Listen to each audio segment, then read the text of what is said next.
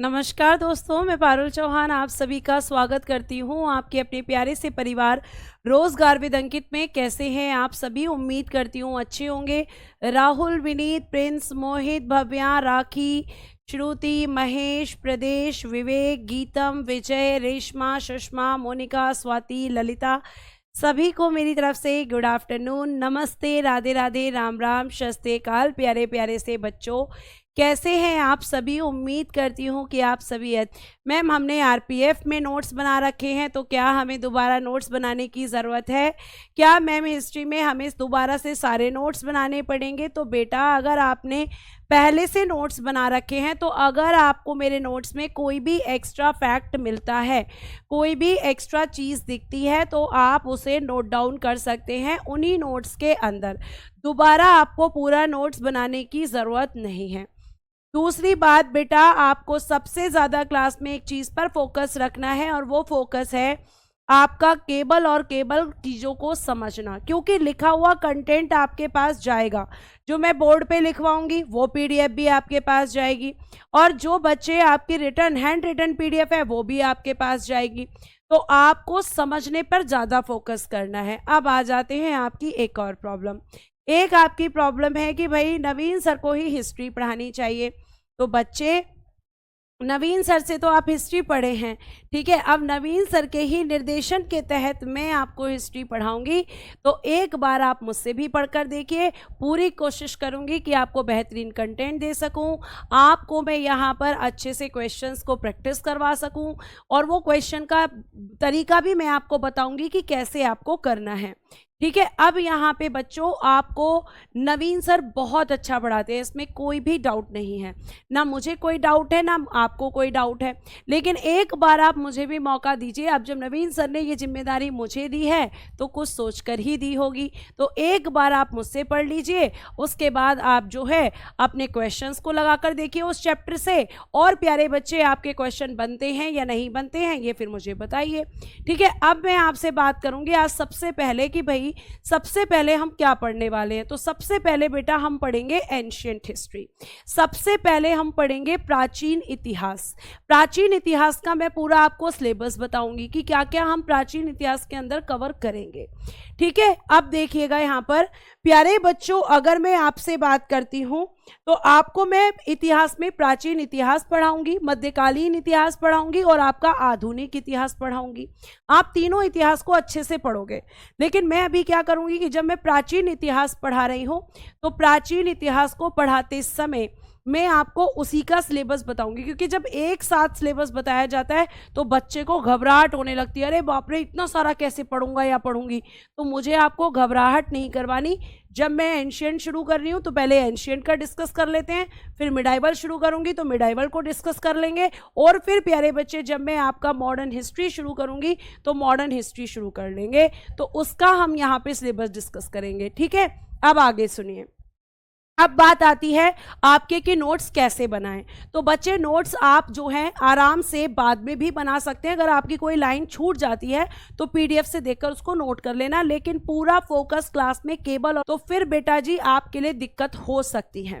फिर आते हैं यहाँ पर बहुत सारे बच्चे की बाइलिंगुअल वर्ड टू वर्ड लिखना मैम, तो बेटा वो पॉसिबल नहीं है। इंग्लिश में मैं क्या लिखूंगी, केवल टफ वर्ड्स को लिखूंगी। तो मैम हम इंग्लिश मीडियम वाले नोट्स कैसे बनाएंगे? तो इंग्लिश मीडियम वाले बच्चों को मैं यहाँ पर एक ये दे सकती हूँ, एक आपके लिए मेरे पास सॉल्यूशन है कि मैं आपको पीडीएफ जो मैं लिखवा रही हूँ यहाँ पर, वो आपको टाइप करा के हिंदी और इंग्लिश में बाइलिंगुअल तरीके से आपको दे दूंगी, ठीक है। अब हम चलते हैं और आगे अपना सबसे पहले हम डिस्कस करते हैं प्राचीन इतिहास का सिलेबस को बोलते हैं प्राचीन इतिहास। ये आपका यहां पर रहेगा। सबसे पहले हम इसमें क्या पढ़ेंगे? सबसे पहले प्यारे बच्चे हम पढ़ेंगे प्रागैतिहासिक काल। क्या पढ़ने वाले हैं? सबसे पहला हमारा चैप्टर इसमें रहेगा प्रागैतिहासिक काल। ये सिलेबस मैं आपको बाइलिंगुअल आपको दे दूंगी टाइप कराकर, ठीक है। प्रागैतिहासिक काल, जिसे आप कहते हैं प्री हिस्टोरिक पीरियड। क्या कहते हैं आप इसको?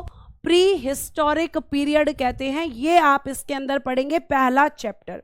इंग्लिश मीडियम वाले बच्चे लिखते जाएंगे, इसको बोलते हैं, नेक्स्ट आएगा आपका सिंधु सभ्यता, जिसको आप कहते हैं इंडस वैली सिविलाइजेशन, सिंधु घाटी सभ्यता, इंडस वैली सिविलाइजेशन। नेक्स्ट लिखिएगा वैदिक सभ्यता, यानी वैदिक सिविलाइजेशन, वैदिक सिविलाइजेशन हम पढ़ेंगे। देन हम पढ़ेंगे बच्चे महाजनपद, इंग्लिश में भी आप कहेंगे महाजनपद, महाजनपद हम पढ़ेंगे। फिर हम पढ़ेंगे बच्चा जैन धर्म, धर्म मतलब रिलीजन, जैन को क्या कहेंगे, जैन ही कहेंगे, ठीक है। फिर हम पढ़ेंगे बौद्ध रिलीजन, यानी बौद्ध धर्म। यहां से प्रीवियस ईयर में आपके क्या क्या क्वेश्चन आए हुए हैं वो भी हम डिस्कस करेंगे, लेकिन चैप्टर खत्म होने पर। बीच बीच में मैं आपको बता देती हूँ, बताती रहूंगी कि इस तरीके से क्वेश्चन आ सकता है, कैसे आ सकता है, ये सब। अनमोल बेटा हिंदी इंग्लिश दोनों में लिखना पॉसिबल नहीं है पूरा कंटेंट। फिर एक ही तरीका है कि मैं आपको जितना पढ़ाऊं सब कुछ पीडीएफ से पढ़ाऊं, क्योंकि ऐसे तो फिर हिस्ट्री 6 महीने में भी बच्चे खत्म नहीं होगी, ठीक है। तो आपको मैंने बताया है कि टफ वर्ड मैं इंग्लिश में लिखूंगी और मैं बोलूंगी भी, लेकिन total Hindi, total English, word to word English वो मुश्किल है, वो बहुत मुश्किल है बच्चे, ठीक है। एक बार आप पढ़ के देखिए, उसके बाद डिसाइड कीजिएगा, ठीक है। अब देखिए यहां पर बौद्ध धर्म, यानी कि आपका जो बौद्ध रिलीजन है वहां से। फिर बेटा मगध एम्परर या मगध साम्राज्य, मगध एम्परर या फिर आप कहेंगे मगध साम्राज्य, इसके बारे में हम पढ़ेंगे, ठीक है। साथ साथ प्यारे बच्चे इसमें सिकंदर के बारे में हम पढ़ेंगे, मौर्य साम्राज्य, मौर्याज एम्परर, इसको हम पढ़ेंगे, मौर्याज एम्परर इसको हम पढ़ेंगे, ठीक है। पीडीएफ से पढ़ाओ, पीडीएफ से पढ़ा दूंगी, कोई दिक्कत नहीं है मुझे, आप जिस चीज से कंफर्टेबल हैं। पीडीएफ तो बेटा लेनी ही पड़ेगी हिस्ट्री में, बिना पीडीएफ के काम चलेगा भी नहीं, ठीक है। अब मैं इधर लिखती जाती हूं, आप उसको नोट कर लीजिएगा। उसके बाद बच्चे हम पढ़ेंगे शक, ठीक है, शक पढ़ेंगे। कुषाण, संगम युग, ठीक है। Next Gupta's emperor, Guptas emperor, गुप्त साम्राज्य, गुप्ताज एम्परर, गुप्त साम्राज्य। वाकाटक राजवंश, ठीक है। नेक्स्ट लिखिएगा पुष्यभूति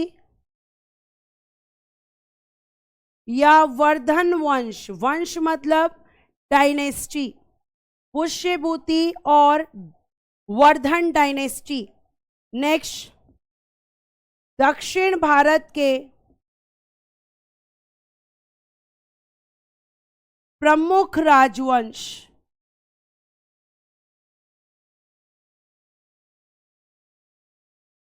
और अगर कुछ बचेगा तो इसी में हम नोट कर लेंगे, ठीक है।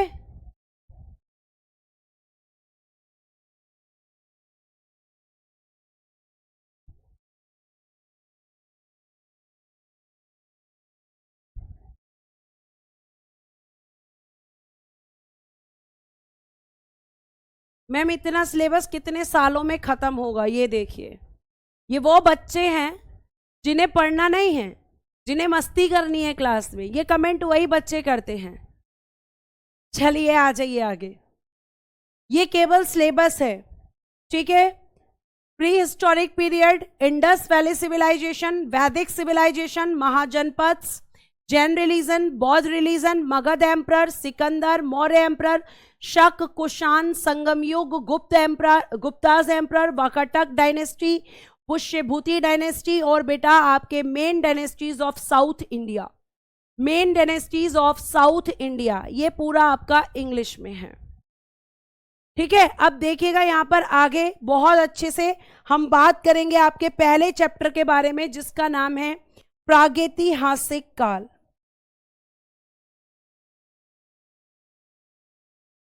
प्रागैतिहासिक काल,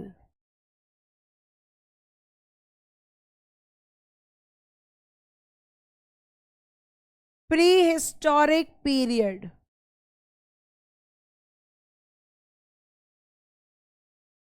प्री हिस्टोरिक पीरियड, प्रागैतिहासिक काल। ठीक है, इस चैप्टर में हम सबसे पहले प्रागैतिहासिक काल को पढ़ने से भी पहले इसको लिखना, अभी रुक जाना, लेकिन उससे पहले मुझे बताना इतिहास का जनक किसे कहा जाता है। इतिहास का जनक, फादर ऑफ हिस्ट्री,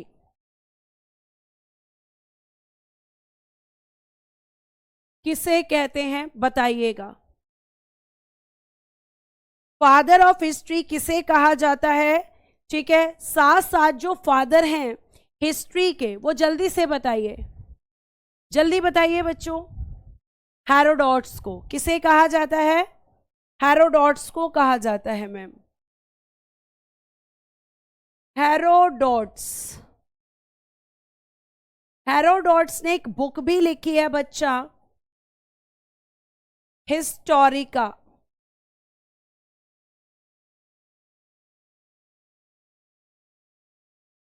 हिस्टोरिका। और इनका रेजिडेंस कहां का था, निवासी कहां के थे ये, यूनान, यहां के निवासी थे।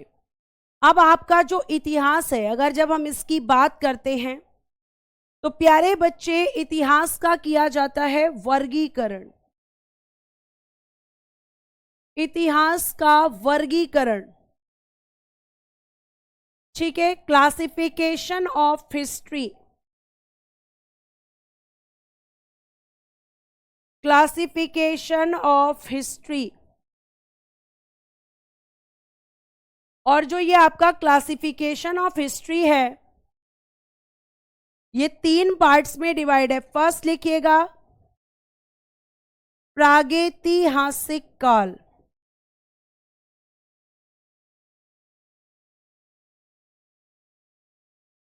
प्री हिस्टोरिक पीरियड,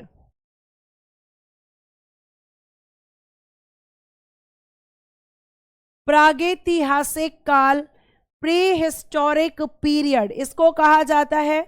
इसकी अगर हम बात करते हैं बेटा तो ये एक ऐसा काल था जिसमें लिखित साक्ष्य यानी रिटन एविडेंस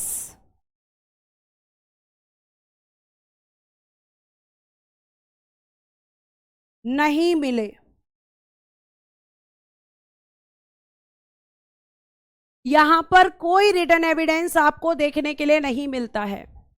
तो आपसे पूछा जाएगा ऐसा कौन सा काल है जिसमें रिटन एविडेंस नहीं मिले हैं, तो आप कहोगे कि मैम प्रागैतिहासिक काल, प्री हिस्टोरिक पीरियड एक ऐसा पीरियड है जिसमें रिटन एविडेंस के यहां पर कोई भी प्रमाण नहीं मिलते, कोई लिखित साक्ष्य नहीं मिलता। और इस काल में हम क्या पढ़ेंगे, एग्जाम्पल है इसका पाषाण काल, यानी कि ऐसा काल जिसमें स्टोन्स का यूज होता था, इसे स्टोन एज कहते हैं, इसे स्टोन एज कहते हैं प्यारे बच्चे। और आपको ये बात बहुत अच्छे से ध्यान रखनी है।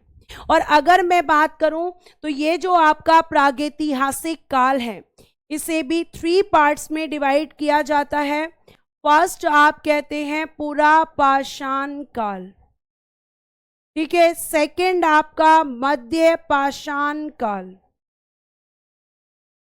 मध्य पाषाण काल, और एक होगा आपका नवपाषाण काल।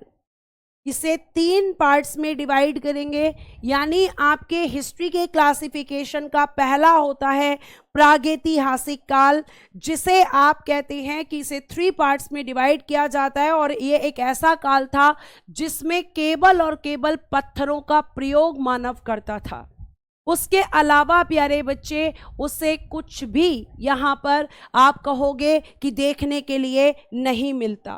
केवल पत्थरों का काल इसको कहा जाता है क्योंकि पत्थरों का ही यहां पर प्रयोग होता था। पुरापाषाण काल की इंग्लिश लिखिएगा Palaeolithic period, Palaeolithic period. New stone age. ये सारे मैं आपको एक एक करके बताऊंगी कि क्या क्या चीजें होंगी। बेटा पहले पढ़ने पे ध्यान दो, अगर पढ़ने पे ध्यान नहीं दोगे आप तो मैं आपको नहीं समझा पाऊंगी और उसमें फिर आप मेरी ही गलती निकालोगे। मैं क्या आपको बता रही हूं और आप कहां पे जा रहे हो।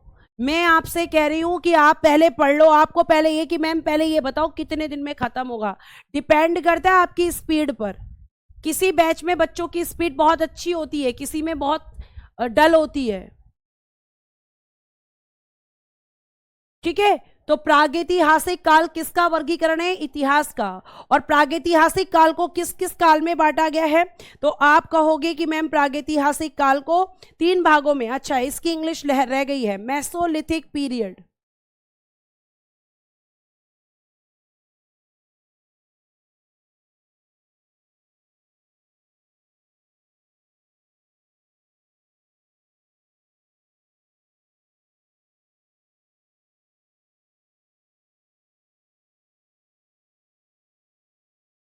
मेसोलिथिक पीरियड, ठीक है, इनको हम अलग अलग पढ़ेंगे।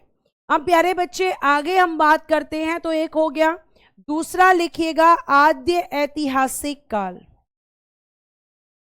आद्य ऐतिहासिक काल। आद्य ऐतिहासिक काल, 1 मिनट आएगा। अगर हम बात करते हैं, कोई बच्चा मुझे बताएगा, जल्दी से बताएंगे कि आद्य ऐतिहासिक युग में आपका क्या क्या आता है। तो आप कहोगे कि मैम जो आद्य ऐतिहासिक युग है, जो हमारा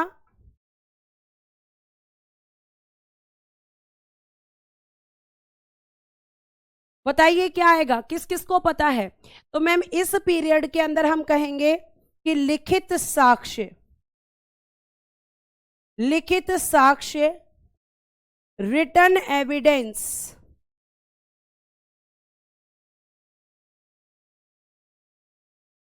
मिले। ठीक है, लेकिन पढ़ा नहीं जा सका, लेकिन पढ़ा नहीं जा सका, मतलब अनरीडेबल।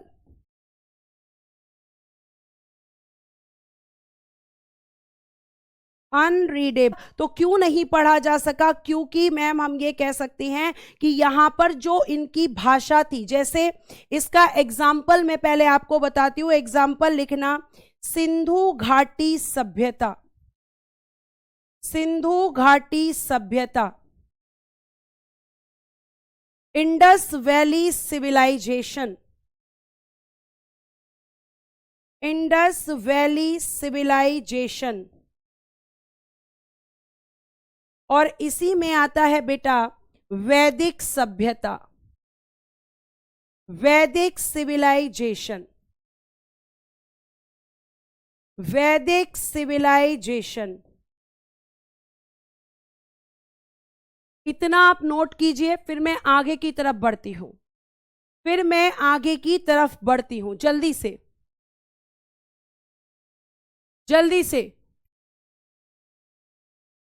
इसके अंदर आता है क्यों नहीं पढ़ा जा सका, रीजन बताऊंगी, पहले आप नोट करने फटाफट, और नोट करके मुझे बता दें कि हमने नोट कर लिया है।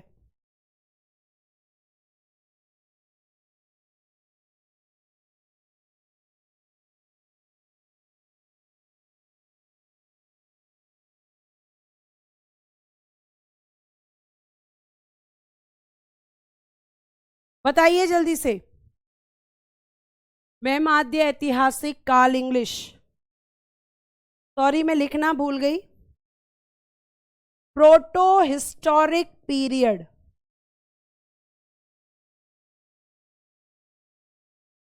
प्रोटो हिस्टोरिक पीरियड हो गया।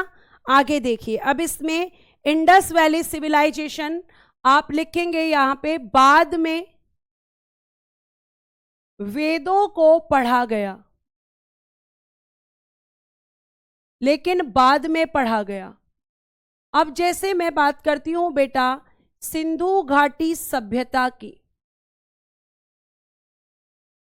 तो इसमें आप ध्यान रखिएगा कि देखो, जैसे हमें कुछ ऐसा कुछ चीज मिली, कुछ इस तरह की चीज मिली, ठीक है, या फिर कुछ ऐसी चीज मिली, कुछ ऐसी चीज मिली, तो इन पे ऐसे ऐसे साइन थे। किसी पे इस तरीके का सिंबल था, किसी पे कुछ ऐसा सिंबल था, किसी पे कुछ ऐसा सिंबल था इस तरीके से, किसी पे कुछ ऐसा था। तो क्या आप इस भाषा को पढ़ सकते हो? क्या आप इस भाषा को पढ़ सकते हो बच्चे? क्या आप इस भाषा को पढ़ सकते हो? तो आप कहोगे नहीं पढ़ सकते। तो सिंधु घाटी सभ्यता की जो लिपि थी, लिपि क्या होता है मैम? स्क्रिप्ट क्या होता है? तो बेटा लिपि स्क्रिप्ट होता है भाषा को लिखने का तरीका।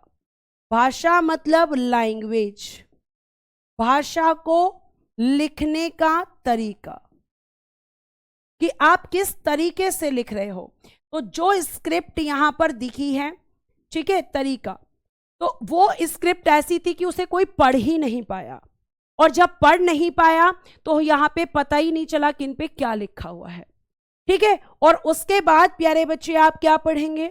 अब दूसरा, आपने दो पढ़ लिए, हमने क्लासिफिकेशन किया, पहला प्रागैतिहासिक काल, दूसरा आदि ऐतिहासिक काल, और तीसरा आप क्या पढ़ेंगे? ऐतिहासिक काल। तीसरा आप क्या लिखेंगे बेटा? ऐतिहासिक काल। ऐतिहासिक काल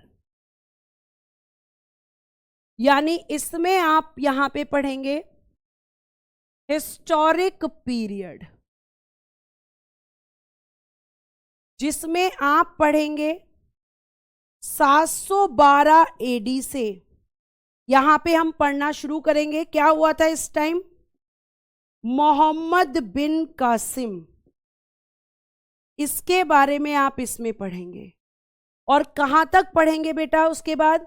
1707 से 1947। 1707 में औरंगजेब की मृत्यु, इसको 2 पार्ट्स में डिवाइड किया गया है, ठीक है। और बेटा जी 1947 में भारत की स्वतंत्रता।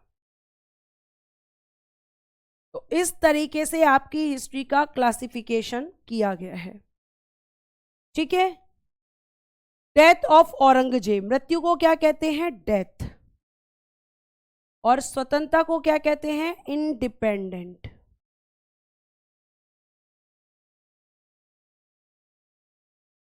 तो ये आपके 3 मैंने आपके पार्ट में डिवाइड कर दिया हिस्ट्री को, ठीक है। अब मुझे पता है आप में से बहुत सारे बच्चे कह रहे हैं कि टाइम तो बताओ, पुरा पाषाण काल कब से था, मध्य पाषाण काल कब था, नव पाषाण काल कब था। सब बताऊंगी, लेकिन तुम मुझे बोलने का मौका दोगे तभी तो बताऊंगी, ठीक है। बेटा क्या बफरिंग की प्रॉब्लम हो रही है? क्या आपको बफरिंग की प्रॉब्लम हो रही है? बताइए जल्दी से। एडी का फुल फॉर्म अभी डिस्कस करूंगी इस चीज को भी, कि एडी क्या होता है, बीसी क्या होता है, ये सब मैं आपको बताऊंगी, ठीक है। चलिए, अब आपने पूछ ही लिया है तो आगे मैं तब बताती हूं। पहले एडी, आपने एक व्यक्ति का नाम सुना होगा, ईसा मसीह। ईसा मसीह, इनके बेटा एक तो थे इनके जन्म से पूर्व की घटनाएं, जन्म से पूर्व, बिफोर बर्थ, बिफोर बर्थ, ठीक है। और एक इनके जन्म के बाद, after birth, after birth.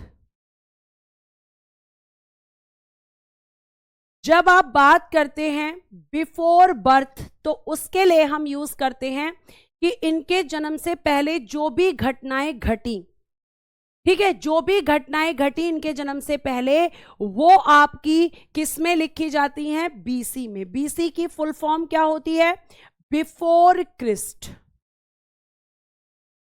Before Christ. या आप लिख सकते हैं इसकी जगह बीसी लिखो या बीसीई लिखो, इसको बोलेंगे बिफोर कॉमन एरा।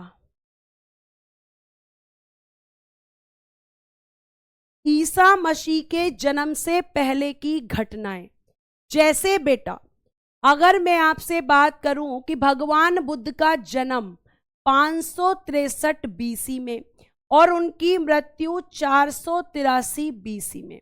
तो यहां पे क्या हो रहा है, घट रहा है। जब आपकी संख्या घट जाएगी, जब आपकी संख्या लगातार घटेगी, तो उसको क्या बोलेंगे, बीसी। यानी उन डेट्स की बात करेंगे तो आपके ईसा मसीह के जन्म से 563 साल पहले गौतम बुद्ध का जन्म हुआ था। ठीक है, या फिर मैं इंडस वैली सिविलाइजेशन की बात करूं तो आप कहोगे 2500 बीसी से 1750 बीसी। यानी जहां पर नंबर घटेंगे, जहां पर आपकी डिजिट्स जो है वो माइनस में जाएंगी। और प्यारे बच्चे, एक होता है आपका ईसा मसीह के जन्म के बाद, जिसे आप कहते हैं एडी, जिसकी फुल फॉर्म होती है एनो डोमिनी। एनो डोमिनी, ठीक है, ये होती है। जैसे प्यारे बच्चे मोहम्मद बिन कासिम का आक्रमण 712 एडी, जैसे अकबर का शासन 1556 से 1605 एडी। ठीक है, क्या लिखेंगे, जैसे मैं आपको बोलूं कि अकबर का शासन कब से कब तक था, तो आप कहोगे 1556 से 1605 एडी। तो आप देख रहे होगे कि यहां पर डिजिट्स घट रही हैं और यहां पर डिजिट्स बढ़ रही हैं। तो जब आपकी घटनाएं पहले घटी ईसा मसीह के जन्म से पहले, तो वो बीसी, और बाद में जो घटी हैं वो एडी। हिंदी में इनको बोलते हैं, बीसी को हिंदी में बोलते हैं ईसा पूर्व, ईसा पूर्व। ठीक है, और एडी को क्या बोलते हैं, ईसवी, ईसवी बोलते हैं। ये आपको ध्यान रखना है। अब मैंने आपको ये तो बता दिया कि एडी क्या होता है, बीसी क्या होता है, लेकिन अब मुझे आपको क्या बताना है कि इतिहास को तो आपने बांट दिया मैम, लेकिन जो प्रागैतिहासिक काल को आपने डिवाइड किया था, जिसे आपने स्टोन एज कहा था, आखिर उसमें क्या हुआ है, समझ में आ गई इतनी बार? ठीक है, अब देखना प्यारे बच्चे, अगर मैं आगे बात करती हूं आपसे, तो आगे आप क्या लिखोगे, आगे आप फिर से लिखोगे प्रागैतिहासिक काल, क्योंकि अब हम इसको पढ़ने वाले हैं। प्रागैतिहासिक काल को डिटेल में पढ़ेंगे, जिसे आप लिखेंगे pre historic period, pre historic period. और इसको अगर हम बात करते हैं तो आपका प्रागैतिहासिक काल कब से कब तक था, तो बेटा अज्ञात, मतलब स्टार्टिंग कब हुई नहीं पता, और कब तक रहा, 10,000 बीसी, 10,000 बीसी तक रहा आपका पुरापाषाण काल। लिखिएगा यहां पर पुरापाषाण काल, पैलियोलिथिक पीरियड का समय, पैलियोलिथिक पीरियड। प्रागैतिहासिक काल में पैलियोलिथिक पीरियड की शुरुआत कब हुई नहीं पता, लेकिन 10,000 बीसी तक ये पैलियोलिथिक पीरियड था, ये बिल्कुल पता है। अब जैसे ध्यान से सुनो, 1 मिनट दीजिएगा बेटा, बस 1 मिनट।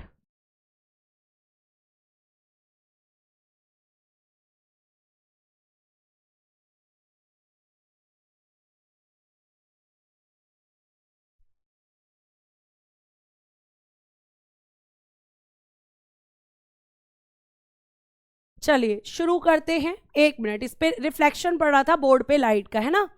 अब देखो, पैलियोलिथिक पीरियड में जब हम बात करते हैं तो मैं बात कर रही हूं एकदम शुरुआत की। एकदम शुरुआत में मनुष्य कैसा था, थोड़ा सा समझो। अगर मैं आपसे पूछूं कि क्या उस टाइम पे मनुष्य ऐसा दिखता था जैसे हम हैं, तो आप कहोगे नहीं मैम, नहीं मैम, ऐसा नहीं है। ठीक है, तो आप कहोगे ऐसा बिल्कुल नहीं है कि मनुष्य जैसा आज दिखता है वैसा ही दिखता था। क्या वो आज जैसे कपड़े पहनता था? नहीं, वो आज जैसे कपड़े नहीं पहनता था। उसे पता ही नहीं था कि उसे कपड़े भी पहनने हैं। ठीक है, उसे बिल्कुल नहीं पता था। उसके बाद प्यारे बच्चे, अगर मैं आपसे कहूं कि यहां पर जो मनुष्य है, क्या मनुष्य के अंदर बुद्धि का विकास हो चुका है, तो आप कहोगे नहीं। इस टाइम पर मनुष्य को ना तो ये पता है कि उसे क्या खाना है, ना उसे ये पता है कि उसे किसी घर में रहना है, ना उसे ये पता है कि उसे कपड़े पहनने हैं। मतलब ये वो काल है जहां पर मनुष्य एक जानवर की तरह है। मनुष्य एक, आपने देखा होगा कि चिंपैंजी की तरह दिखता है। ठीक है,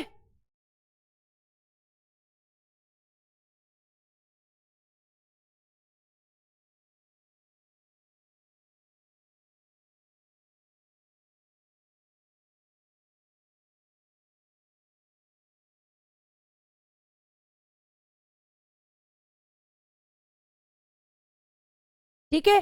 तो अब देखिए बच्चे, इसमें जैसे जब मनुष्य को यह नहीं पता कि उसे कहां रहना है, तो उसका जीवन कैसा था, लिखिएगा, जीवन अस्थिर था। जीवन अस्थिर था, मतलब life was unstable. Life was unstable, जीवन अस्थिर था। जीवन के बारे में उसे नहीं पता था कि भैया मेरे को घर में रहना है। वो अस्थिर तरीके से रहता था। ठीक है, बताऊंगी खुशबू, सब समझ में आएगा आपको, थोड़ा पेशेंस रखें। उसके बाद में प्यारे बच्चे, क्या वो बर्गर पिज्जा खाता था, क्या वो मटर पनीर खाता था, क्या वो हमारी तरह सब्जियां खाता था? नहीं, उसे पता ही नहीं था कि उसे क्या खाना चाहिए क्या नहीं खाना चाहिए। कभी वो कच्चा मांस खा लेता था, ठीक है, कभी फल फूल तोड़कर खा लेता था। जो जहां उसे दिखता था वो खा लेता था, और भोजन की तलाश में वो एक जगह से दूसरी जगह पर घूमता रहता था। उसे कुछ नहीं पता था। ठीक है, उसे नहीं पता था कि भैया हमें क्या खाना है, कैसे खाना है। मतलब उसका जीवन अस्थिर था, और वो क्या था, आप कहोगे कि मैम वो खाना बदोश थे। खाने की तलाश में इधर उधर घूमते रहते थे। जहां पर उन्हें खाने को मिलता था वहीं पर वो चले जाते थे, यानी हम कहेंगे वर नोमैड्स। ये इसका जीवन है। ठीक है, इस युग को क्या कहते हैं, पत्थरों का युग कहते हैं। इसमें मनुष्य पत्थर का प्रयोग करता था, एज ऑफ स्टोन कहते हैं इसको। पत्थर से हथियार बनाता था। क्यों मैम? क्योंकि बेटा जब वो कच्चा मांस खाता था, तो मांस मतलब शिकार करने के लिए, मारने के लिए उसे हथियार चाहिए थे। तो पत्थरों से वो नुकीले हथियार बनाता था, इस टाइप के, ऐसे अपने हथियार बनाता था। ठीक है, ये आपको ध्यान रखना है। तो मनुष्य का ये जीवन कैसा था, पत्थरों का उपयोग किया था उसने। अब देखिए प्यारे बच्चे, उसके बाद अगर मैं आपसे बात करती हूं, तो इस समय पर वो और क्या करता था, इस समय पर मैम वो कच्चा मांस खाता था।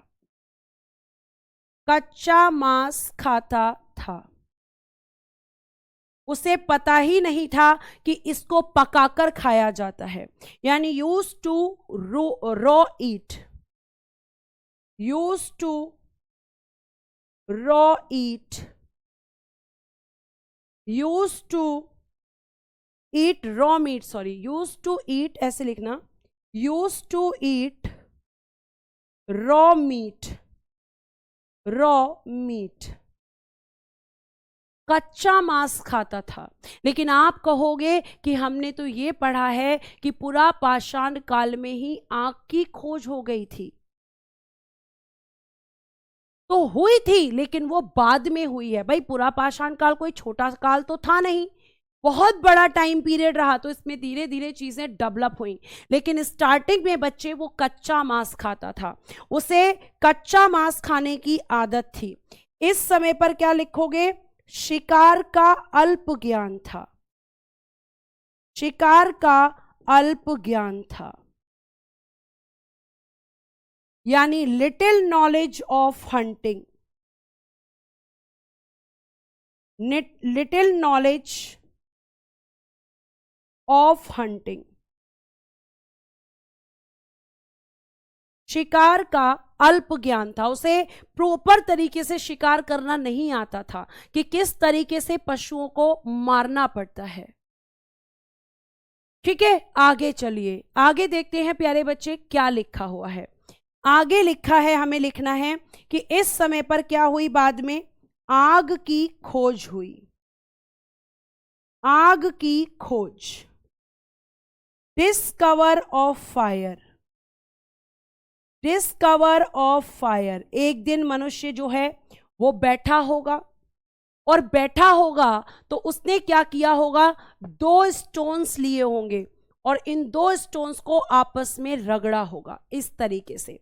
जैसे ये 2 आपके पेन हैं, इनको मैं आपस में रगड़ूं, इस तरीके से जब आप पत्थर को रगड़ोगे तो उससे एक चिंगारी निकलेगी।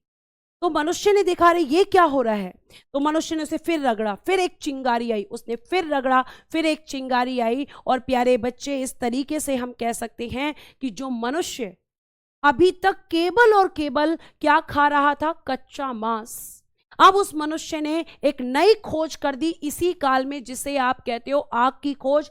बहुत सारी किताबों में लिखा गया है कि नव पाषाण काल में आग की खोज हुई, वो गलत है, वो बिल्कुल गलत है।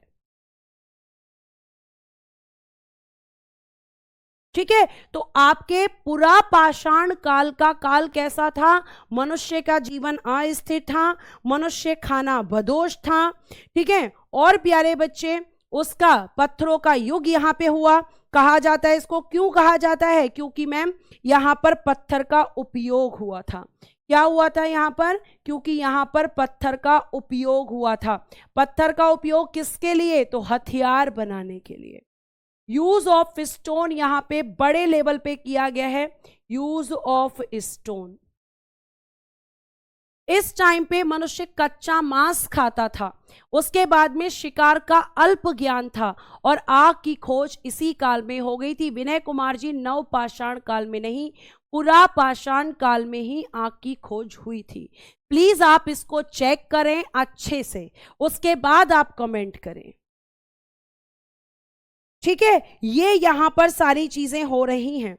और क्या क्या हुआ होगा इस काल में, इसके बाद प्यारे बच्चे, आपके पुरा पाषाण काल में जिस समय मनुष्य को रहने का ज्ञान नहीं है, कपड़े पहनने की नॉलेज नहीं है, उसको जो है जिंदगी उसकी स्टेबल नहीं है, उस टाइम पे आप यकीन नहीं करेंगे कि चित्रकारी की शुरुआत हो गई थी। तो इसी काल में क्या शुरू हुआ, चित्रकारी की शुरुआत, चित्रकारी की शुरुआत हो गई थी, यानी स्टार्टेड पेंटिंग यहां पर हो गई थी। क्या हो गई थी बेटा, स्टार्टेड पेंटिंग, चित्रकारी की शुरुआत हो गई थी। अब चित्रकारी कैसी, क्या मैम किसी पेपर पर बनाते थे या फिर किसी कपड़े पर बनाते थे, तो बेटा ये जो चित्रकारी शुरू हुई थी वो आपकी कैसी चित्रकारी थी, कैसी पेंटिंग थी, तो ये बेटा रॉक पेंटिंग थी। रॉक पेंटिंग आप इसको कह सकते हो, मतलब पहाड़ों पर की जाने वाली पेंटिंग, रॉक पेंटिंग, जिसे हिंदी में कहते हैं शैल चित्रकारी। और इसका एग्जाम्पल क्या था इस टाइम पे, इसका एग्जाम्पल है बेटा भीमबेटका केव्स, भीमबेटका गुफाएं जो आपकी बनी हैं, गुफाएं मतलब केव्स, वो आपकी इसी टाइम पर शुरुआत हो गई थी उन पेंटिंग्स की। ठीक है, तो भीमबेटका गुफाएं किस टाइम पर बनाई गई थी, इसी टाइम पर बनाई गई थी, ये आप ध्यान रखेंगे। और बेटा ये जो भीमबेटका केव्स हैं, ये कैसे पता चला कि इस तरह की कोई पेंटिंग थी, तो बात आती है कि इनकी खोज किसने की थी, डिस्कवर किसने किया था इनको। तो बेटा ये डिस्कवर कब हुई थी, पहला क्वेश्चन आता है। दूसरा क्वेश्चन किसने किया था, तीसरा क्वेश्चन ये कहां पर हैं, कहां पर हैं, किस जगह पर हैं, और इन्हें यूनेस्को, यूनेस्को की विश्व विरासत सूची, विश्व विरासत सूची यानी world heritage site, world heritage site में कब शामिल किया गया? ये 3 से 4 क्वेश्चन यहां से बनते हैं कि भीमबेटका केव्स की जो शुरुआत हुई वो किस काल में हुई। ठीक है, खोज किसने की? तो 1957 से 58 के बीच में वीएस वाकणकर ने। वीएस वाकणकर। ठीक है, कहां पर हैं? तो मध्य प्रदेश के, मध्य प्रदेश के, तो मध्य प्रदेश के रायसेन जिले में ये देखने के लिए मिलती हैं। और प्यारे बच्चे, ने यूनेस्को की वर्ल्ड हेरिटेज साइट में कब शामिल किया गया? तो 2003 में शामिल। 2003 में शामिल। यूनेस्को क्या होता है आपने पढ़ा होगा स्टैटिक जीके में। तो आपकी इस टाइम पर पेंटिंग्स की शुरुआत हो गई थी, इसी टाइम पर जिस टाइम पे आप कहते हो कि मैम भीमबेटका केव्स पुरा पाषाण काल में बननी शुरू हुई थी। और ये कब तक बनी? मध्य पाषाण काल तक। और प्यारे बच्चे, अगर मैं बात करती हूं तो ये जो भीमबेटका केव्स हैं, इन्हें महाभारत कालीन गुफाएं भी कहा जाता है। महाभारत कालीन गुफाएं इन्हें कहा जाता है।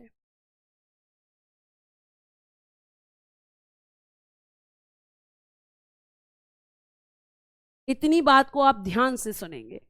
अजीत सर कहाँ हैं? अजीत सर की बेटा पॉलिटी खत्म हो चुकी है, तो अजीत सर ने आपको बताया होगा, तभी आज आपकी हिस्ट्री शुरू हुई है। ठीक है, उसके बाद में प्रागैतिहासिक काल में ही आपका कौन सा काल आएगा? जल्दी से मुझे देखते हैं कितने बच्चे कमेंट बॉक्स में बताते हैं कि आपका कौन सा काल आना चाहिए। मैंने आपको पुरा पाषाण काल बता दिया, तो मुझे ये बताओ जल्दी से कि मध्य पाषाण काल मैं बता चुकी हूं। कौन सा काल होगा अब आपका?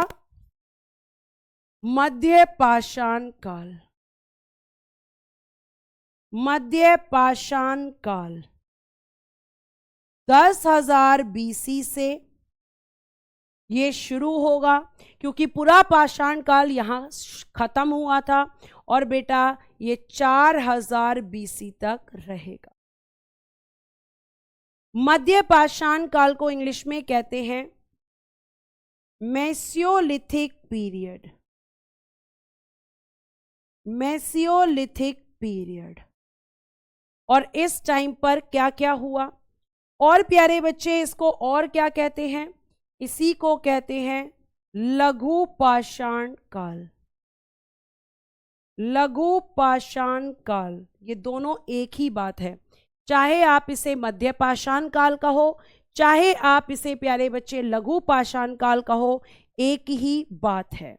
यहां पर क्या हुआ? सबसे पहला काम हुआ, शिकार का पूर्ण ज्ञान हो गया। वो बहुत अच्छे से आ गया था। और जब उसे अच्छे से आ गया तो उसने शिकार करने के लिए क्या यूज हुआ? तीर कमान का प्रयोग। तीर कमान का प्रयोग। यूज ऑफ बो। एक मिनट। तीर कमान का प्रयोग, use of bow and arrow. Bow and arrow.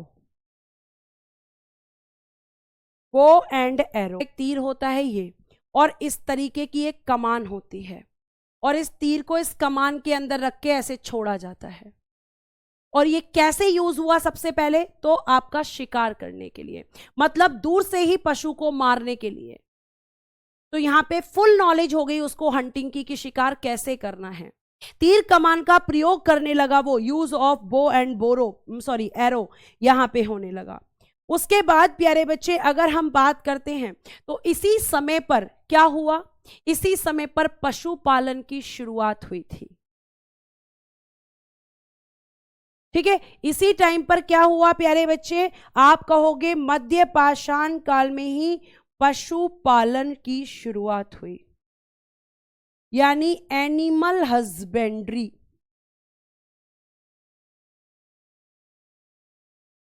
पशुपालन की शुरुआत।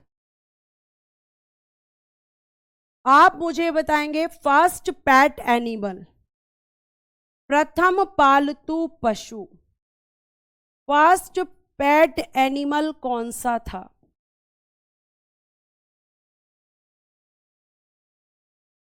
जिसे मनुष्य ने पालना शुरू किया था। तो एविडेंस ऑफ आपका यहां पे क्या मिलता है? Animal husbandry. यहां पे पशुपालन के साक्ष्य मिलते हैं, जिसमें से फर्स्ट आपका बिल्कुल सही बोल रहे हो कि मैम डॉग था। डॉग को मनुष्य ने यहां पर पालना शुरू किया। क्या इस बात का कोई एविडेंस मिलता है? क्या पशुपालन के साक्ष्य मिलते हैं? जी हां बेटा, इसके एविडेंस मिलते हैं, इसके साक्ष्य मिलते हैं। एविडेंस कहां कहां से मिलते हैं? तो एक तो आपका मिला था आदमगढ़ से, और एक मिला था बच्चे बागौर से। बागौर कहां पर पड़ता है? राजस्थान में। और आदमगढ़ कहां पर पड़ता है? तो आप कहोगे मध्य प्रदेश में। ठीक है, मध्य प्रदेश, ये आप कहोगे, यहां से होता है। तो आपने यहां पर इतनी बात देखी। आगे प्यारे बच्चे, इसी काल में क्या हुआ था? इस काल में छोटे पत्थरों का प्रयोग बड़ी मात्रा में, छोटे छोटे पत्थरों,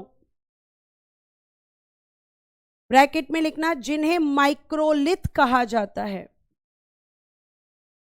जिन्हें माइक्रोलिथ कहा जाता है,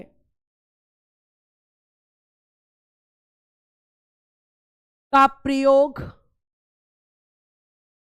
ठीक है, लार्ज स्केल पर माइक्रोलिथ स्टोन्स का यूज किया गया।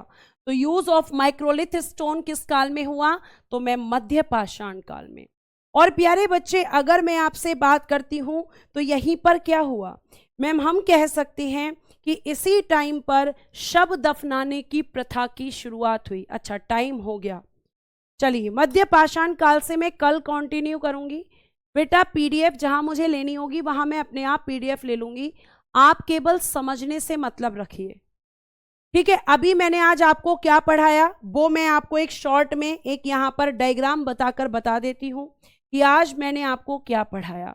पहले मैंने आपको पढ़ाया इतिहास का जनक किसे कहते हैं। ठीक है, फिर मैंने आपको पढ़ाया इतिहास का वर्गीकरण। जो आपको कंफ्यूजन होती है ऐसे डायग्राम बना लिया करो। ठीक है, इसमें मैंने आपको पढ़ाया 3 पार्ट्स, जिसमें मैंने बताया कि पहला था प्रागैतिहासिक काल, ठीक है, वो जोड़ लेना। दूसरा आद्य ऐतिहासिक, और तीसरा मैंने बताया आपको ऐतिहासिक। फिर प्यारे बच्चे, मैंने आपको ये बताया कि इस प्रागैतिहासिक काल को 3 पार्ट्स में डिवाइड किया गया है। पुरापाषाण काल, जिसके बारे में मैंने आपको बताया कि इसकी शुरुआत अज्ञात समय से और 10,000 बीसी तक रहती है। फिर मैं आपको पढ़ा रही थी मध्य पाषाण काल, जो अभी अधूरा है, जिसे हम कल पूरा करेंगे, और इसकी शुरुआत 10,000 बीसी से 4,000 बीसी तक रहेगी। और फिर उसके बाद मैंने आपको पढ़ाया नवपाषाण काल, ये अभी पढ़ाना बाकी है। तो ये आपको मैंने पढ़ाया, इसके अलावा मैंने कुछ नहीं पढ़ाया। और अगर आप केवल कमेंट पे फोकस रखेंगे तो मैं क्या, कोई आपको नहीं समझा पाएगा। कुछ कमी बेटा अपनी भी देखा करो। आपको किस काल में क्या चीजें हुई, भाई आप आज के टाइम पे रह रहे हो, कल आपके बच्चे पैदा होंगे, वो आपसे पूछेंगे आपके टाइम पे कैसा होता था। क्या जो टाइम तुम्हारे पेरेंट्स का था वो आज तुम्हारा टाइम है? नहीं है। तो पहले का तुम्हें कैसे पता चलता है? मैम वो लोग जब हमें बताते हैं, तो ये तुम्हें कैसे पता चल रहा है कि पूरा पाषाण क्या था, मध्य पाषाण काल में क्या था? जब मैं तुम्हें पढ़ा रही हूं। और जहां पीडीएफ की जरूरत होगी मैं खुद पढ़ा दूंगी। तो आप इस चीज की टेंशन मत लो कि मुझे कहां पीडीएफ लेनी है, कहां हाथ से लिखवाना है, सब कुछ मैं आपको बता दूंगी। ठीक है, तो आज हम अपनी क्लास को यही विराम देते हैं। कल मैं इससे आगे आपको पढ़ाऊंगी, मध्य पाषाण काल में ही मैं आपको पढ़ाऊंगी कि आपका जो है आगे इसमें क्या क्या हुआ। तो शव दफनाने की प्रथा शुरू हुई, शव कहाँ कहाँ से मिले हैं, मध्य पाषाण काल साइट्स कौन सी हैं, नव पाषाण काल में क्या क्या चीजें हुई, ये भी मैं आपको बताऊंगी। तो आज के लिए प्यारे बच्चों धन्यवाद। Bye bye, take care and good day everyone. जय हिंद, जय भारत। हंसते रहें, मुस्कुराते रहें और हमेशा खुश रहें।